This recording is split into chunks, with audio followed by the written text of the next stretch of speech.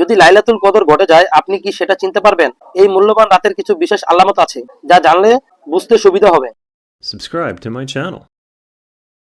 লাইলাতুল কদর হলো বছরের সবচেয়ে মর্যাদাপূর্ণ রাত, হাজার মাসের চেয়ে উত্তম। এই রাতে নাজিল হয়েছে পবিত্র কোরআন মাজিদ। যদিও নির্দিষ্ট তারিখ গোপন রাখা হয়েছে, তবে হাদিসে এই রাতের কিছু আলামত বা লক্ষণ বর্ণনা করা হয়েছে। প্রথম আলামত, রাতটি শান্ত ও প্রশান্ত হয়। অস্বাভাবিক জ্বর, অতিরিক্ত গরম বা ঠান্ডা থাকে না।